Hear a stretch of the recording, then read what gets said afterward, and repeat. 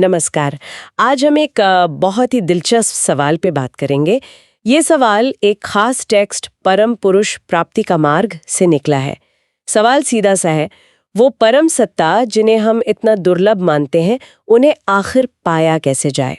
हाँ, और ये टेक्स्ट दिलचस्प इसलिए है क्योंकि ये कहता है कि वो दुर्लभ जरूर हैं लेकिन अलभ्य नहीं है, मतलब उन्हें पाया जा सकता है। बिल्कुल, और रास्ता भी बताया है उनके लिए जो ज्ञान, कर्म और भक्ति के रस में आप कह सकते हैं पूरी तरह से डूबे हुए हों। ये रस शब्द बड़ा महत्वपूर्ण है यहाँ। हाँ, तो चलिए इसी रस और इस रास्ते को थोड़ा और समझने की कोशिश करते हैं आज। जरूर। तो सबसे पहला सवाल तो यही उठता है कि आखिर कौन है वो लोग जो परम पुरुष तक पहुंच सकते हैं? देखिए, जैसा टेक्स्ट में कहा गया है, वो लोग जिनमें ज्ञान, कर्म और भक्ति का संगम हो, मतलब उनका जीवन इनसे भरा हो। लेकिन ये सिर्फ जानना या कुछ कर लेना भर नहीं है ना, इसमें वो रस वाली बात है। इसका क्या मतलब है, थोड़ा खोलेंगे इसे? हाँ, बिल्कुल।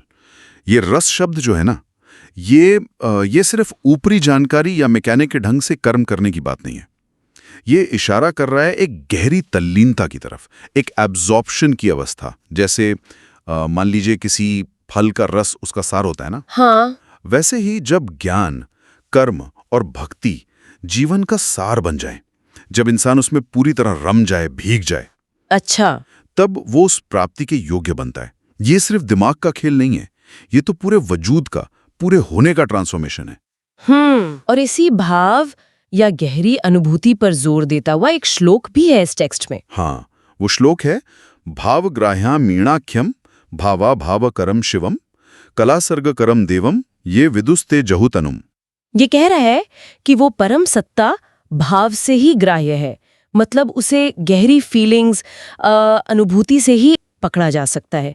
ये बात थोड़ी चौंकाती है, क्योंकि हम तो अक्सर ज्ञान या शक्ति को ही ज्यादा महत्व देते हैं। बिल्कुल, और यही इस टेक्स्ट का मैं कहूँगा एक सेंट्रल पॉइंट है।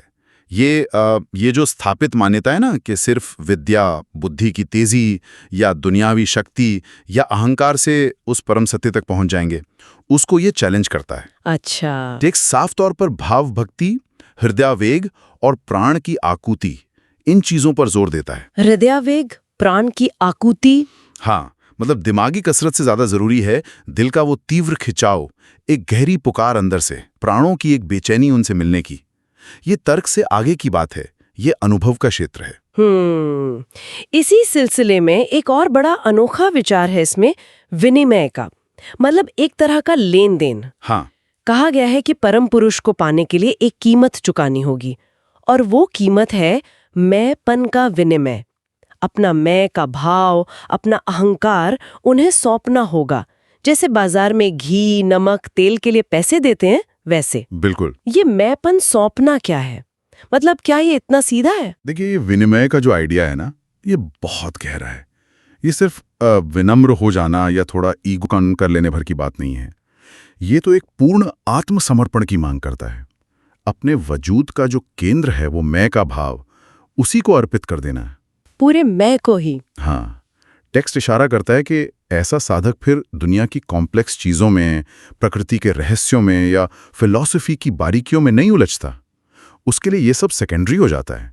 वो बस इतना जानता है कि जिसे वो पाना चाहता है वही सब कुछ का सोर्स है। भाव भी, अभाव भी, एग्जिस्टेंस भी, नॉन एग्जिस्टेंस भी, सारी सृष्टि, ये सब उसी की लीला है, उसी का खेल है। ये मैं का जो भाव है, यही उस परम अनुभव में सबसे बड़ी रुकावट है। इसीलिए इसका विनिमय, इसका लेन देन जरूरी बताया गया है। और वो जो श्लोक था उसका अंत कहता है, ये विदुस्ते जहुस्तनुम, मतलब जो उन्हें इस तरह जान लेते हैं, वो तनु यानी शरीर को त्याग देते हैं या उससे मुक्त हो जाते हैं। हाँ, इसका क्या अर्थ निकाले?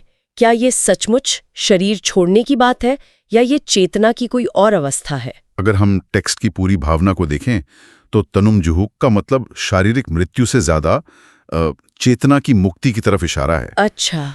शरीर में रहते हुए भी शरीर और उसकी जो सीमाएं हैं, उनके बोझ से, उनकी पकड़ से ऊपर उठ जाना। जब वो मैंपन का विनिमय हो जाता है ना, तो मेरा शरीर वाला भाव भी ढीला पड़ जाता है। व्यक्ति देह के लेवल पर जीता हुआ भी उससे परे की चेतना में स्थित हो जाता है। समझ रही हूँ। तो संक्षेप में कहें तो ये टेक्स्ट हमें सिखाता है कि परम पुरुष की जो खोज है वो बाहरी उपलब्धियों या सिर्फ बौद्धिक समझ का मामला कम है। ये ज्यादा है आंतरिक समर्पण का, भाव की गहराई का और अपने स्व को, अपने सेल्फ को मिटाने का। ये अंदर एक क्रांति की मांग करता है। एक आंतरिक क्रांति। तो ये चर्चा हमें एक बहुत ही गहरे सवाल पर लाकर छोड़ती है जी, कि अगर ये पूर्ण आत्मसमर्पण और मैंपन का विनिमय ही कुंजी है, तो हमारे रोजमर्रा की जिंदगी में इस मैंपन को छोड़ने का प्रैक्टिकल तरीका क्या हो सकता है? हम अपने इस मैं के भाव से कैसे मुक्त हो सकते हैं, जबकि हमें लगता है कि जीने के लिए तो इसकी जरूरत है? इस पर सोचना वाकई दिलचस्प होगा।